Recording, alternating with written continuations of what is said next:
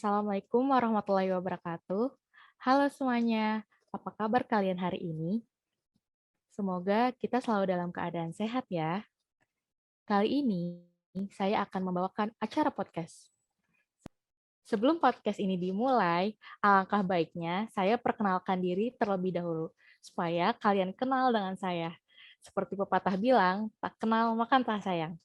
Oke, perkenalkan nama saya Nadia Tatiani Habibah, biasa dipanggil dengan Nadia.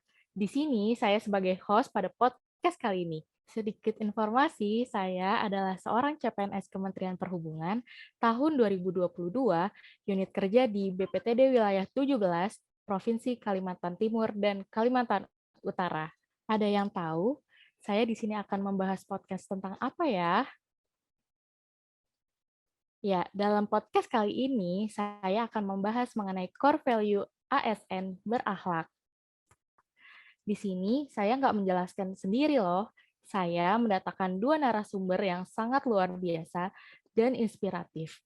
Sebelum narasumber join pada podcast ini, sebaiknya kita tonton terlebih dahulu penjelasan singkat terkait core value ASN berakhlak.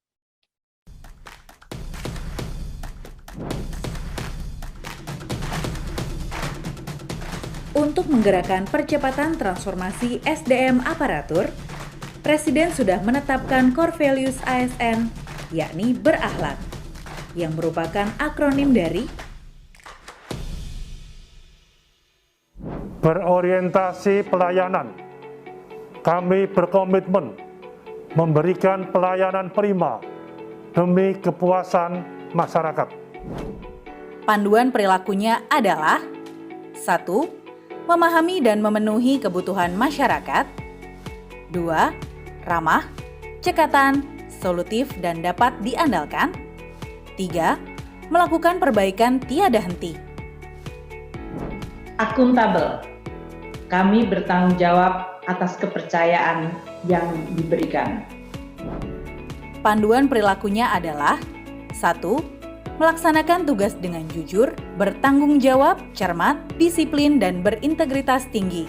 2. Menggunakan kekayaan dan barang milik negara secara bertanggung jawab, efektif, dan efisien. 3. Tidak menyalahgunakan kewenangan jabatan. Kompeten. Kami terus belajar dan mengembangkan kapabilitas. Panduan perilakunya adalah 1. Meningkatkan kompetensi diri untuk menjawab tantangan yang selalu berubah. 2. Membantu orang lain belajar. 3. Melaksanakan tugas dengan kualitas terbaik. Harmonis, kami saling peduli dan menghargai perbedaan. Panduan perilakunya adalah 1. Menghargai setiap orang apapun latar belakangnya. 2. Suka menolong orang lain. 3. Membangun lingkungan kerja yang kondusif. Loyal, kami berdedikasi dan mengutamakan kepentingan bangsa dan negara. Panduan perilakunya adalah 1. Memegang teguh ideologi Pancasila, Undang-Undang Dasar Negara Republik Indonesia tahun 1945, setia kepada NKRI, serta pemerintahan yang sah. 2. Menjaga nama baik sesama ASN, pimpinan, instansi, dan negara. 3. Menjaga rahasia jabatan dan negara. Adaptif, kami terus berinovasi dan antusias dalam menggerakkan serta menghadapi perubahan. Panduan perilakunya adalah 1. Cepat menyesuaikan diri menghadapi perubahan. 2. Terus berinovasi dan mengembangkan kreativitas. 3. Bertindak proaktif. Kolaboratif. Kami membangun kerjasama yang sinergis. Panduan perilakunya adalah 1. Memberi kesempatan kepada berbagai pihak untuk berkontribusi. 2. Terbuka dalam bekerja sama untuk menghasilkan nilai tambah. 3. Menggerakkan pemanfaatan berbagai sumber daya untuk tujuan bersama.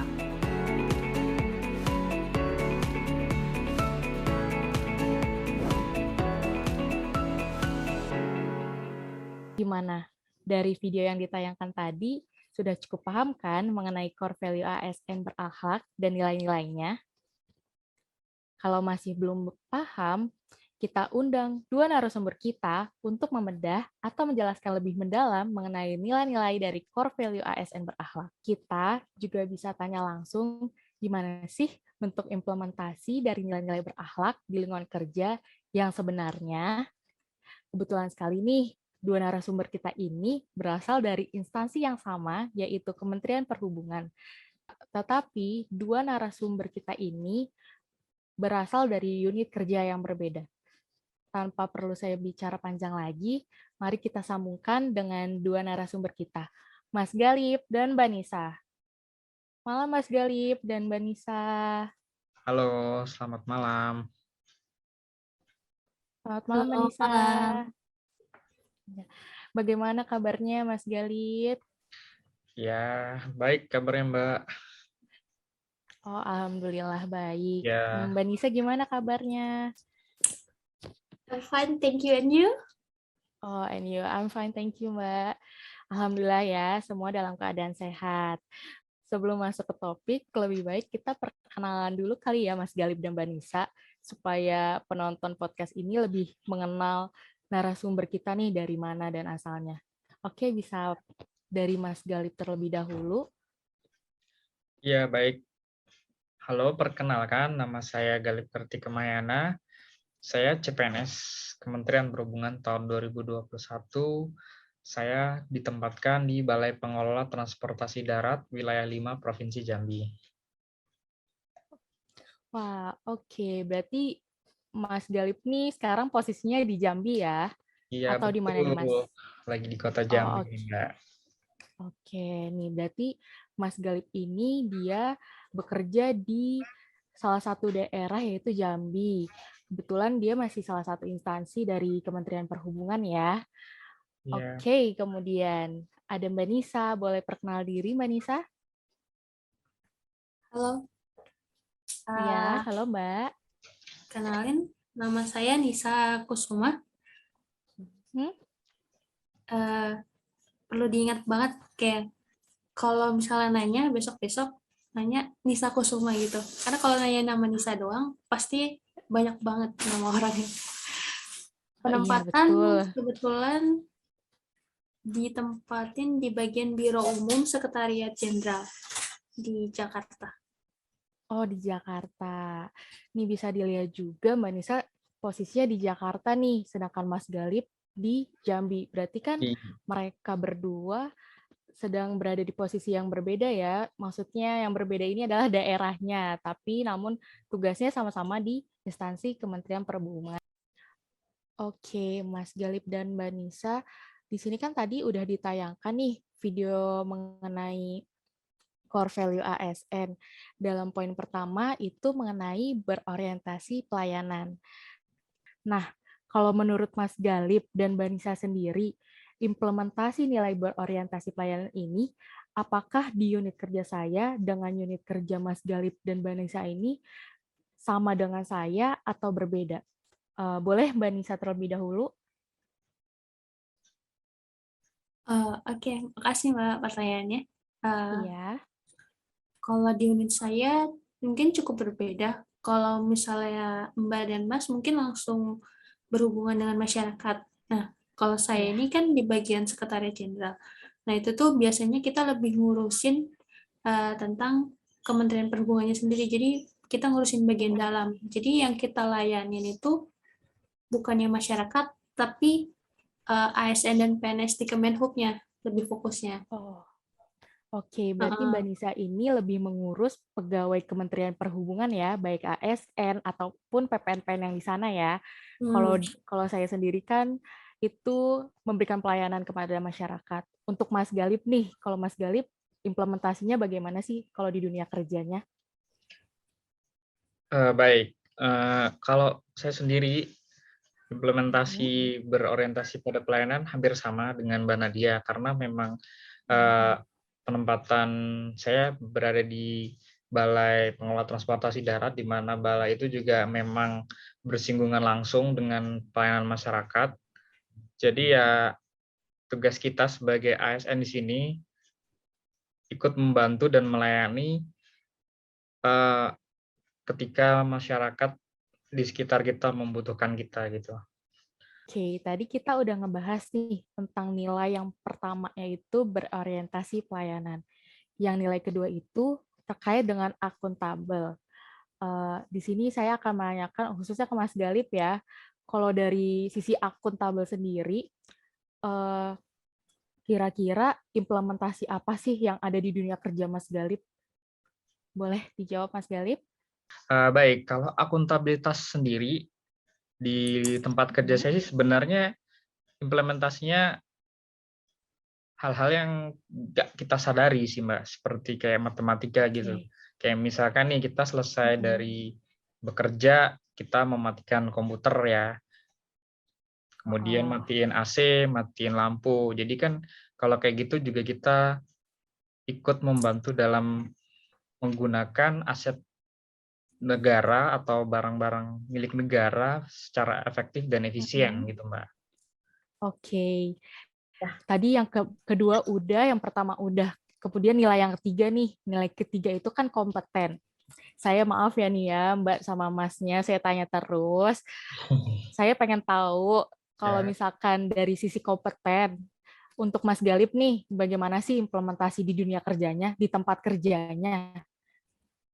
Silakan Mas Galip. Baik, untuk nilai-nilai dasar kompeten dalam lingkungan kerja saya, mungkin bisa meningkatkan kompetensi diri. Mungkin ketika ada kegiatan di kantor, ikut diklat, atau ikut kegiatan-kegiatan yang lain, itu bisa ikut, bisa ngikutin, terus kadang juga kita membantu teman kita juga yang ada di kantor, misalkan ada kesusahan atau butuh bantuan kita, mungkin kita bisa membantu teman kita yang lagi kesusahan nih, ada tugas dari pimpinan, mungkin teman kita nggak bisa ngerjain, mungkin kita bisa membantunya. Kemudian tugas yang diberikan dari pimpinan kita kerjakan dengan kualitas yang terbaik, jadi kita nggak ele-elean, tugasnya apapun yang diperintah dari atasan, kita siap untuk mengerjakannya. Kayak gitu sih Mbak, kalau dari saya. Oke. Terima kasih Mas Galip. Berarti nih nilai yang bisa kita ambil dari penjelasan Mas Galip terkait yang meningkatkan kompetensi. Benar kata Mas Galip, kita sebagai seorang ASN, kita tuh harus ningkatin kompetensi, jangan stuck di situ aja. Kita harus ikut diklat, kemudian FGD atau yang lain, supaya wawasan kita itu menambah. Kalau misalkan temannya lagi ada yang kesulitan, jangan diliatin aja, kita harus membantu. Kita tuh harus membantu satu sama lain. Itu kan juga demi kebaikan kita juga ya Mas Galip ya? Betul Mbak. Nah, betul. Oke deh, itu ya implementasi nih dari Mas Galip sendiri. Kemudian dari Mbak Nisa, kalau dari Mbak Nisa sendiri, implementasi terkait kompeten di unit kerja Mbak apa nih, kalau boleh tahu? Kalau di tempatku tuh, kan kita lebih sering rapat ya, atau nah, terus kayak kemarin tuh aku awal-awal juga rolling. Nah, jadi tuh kayak tipsnya tuh, kamu tuh mau-mau aja gitu loh. Kalau misalnya kamu disuruh ngerjain ini, ya kamu kerjain. Terus kalau misalnya kamu disuruh ikut rapat, ya ikut aja rapat. Karena kayak di satu sisi tuh kayak penting banget gitu untuk nambah kesempatan kita di awal masuk ini, kayak gitu. Jadi kayak itu bakal nambah ilmu kita ke depannya gitu.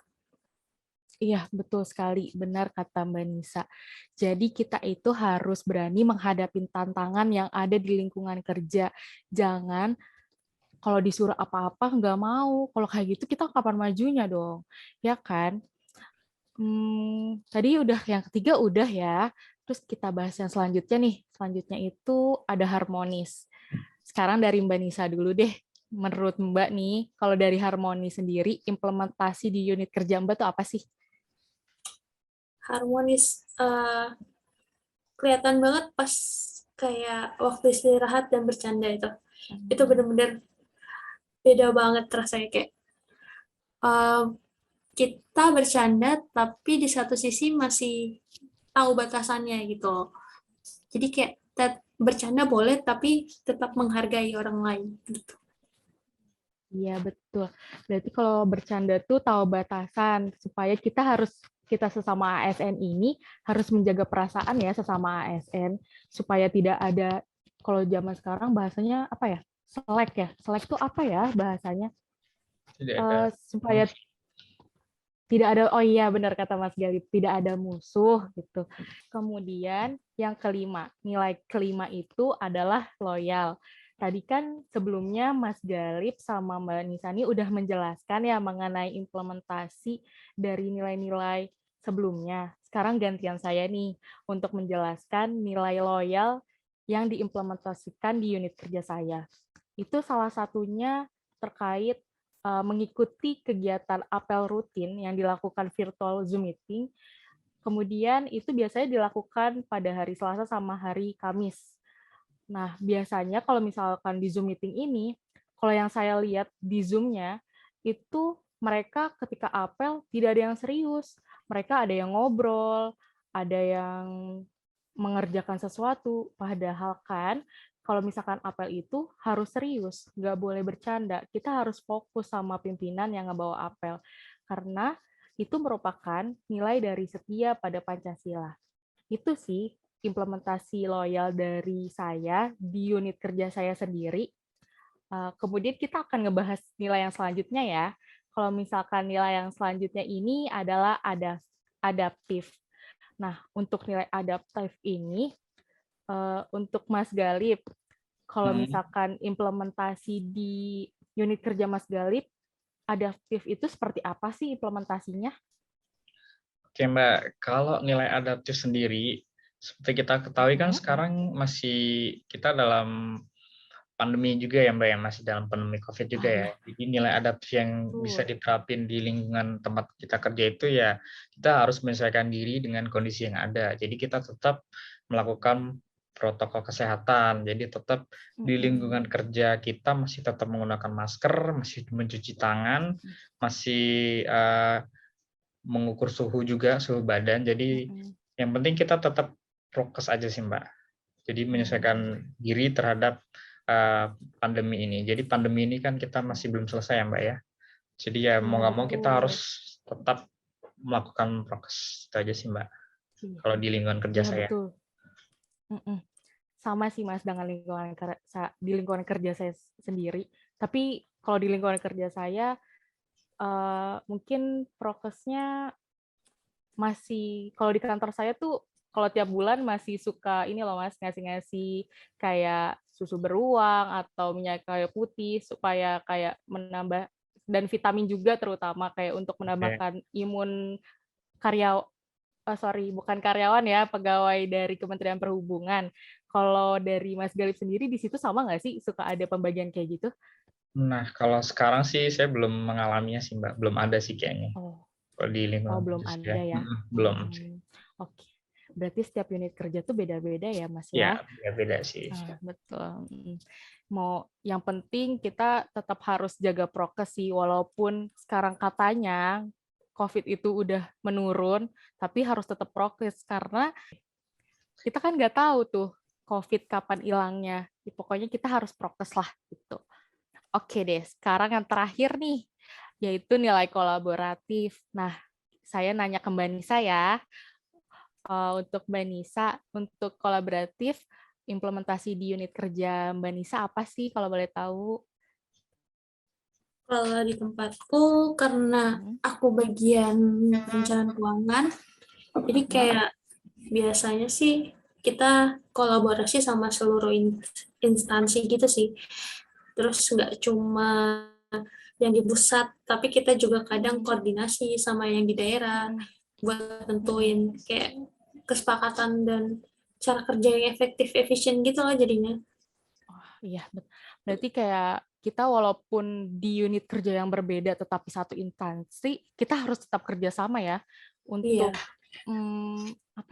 untuk mencapai tujuan bersama. Nah, iya betul, untuk mencapai tujuan bersama. Makasih loh Mbak Nisa udah dilengkapi omongan saya. Nah, tadi Mbak Nisa udah jelasin nih tentang kolaboratif. Berarti di sini kita udah ngebahas 7 nilai ya, dan implementasinya tuh seperti apa. Nah, kira-kira kalian paham kan yang terkait penjelasan apa sih itu dari core value ASN berakhlak dan bagaimana sih implementasi nilai-nilai berakhlak ini di lingkungan kerja. Tadi Mbak Nisa, Mas Galip sudah menjelaskan secara jelas dan saya pun juga tentunya juga menjelaskan ya bagaimana implementasinya. Oke, terima kasih kepada Mas Galip dan Mas Nisa atas waktunya untuk mau berdiskusi di podcast ini. Dan makasih juga loh udah meluangkan waktu untuk mampir di podcast ini. Sampai jumpa di lain kesempatan. Bye-bye.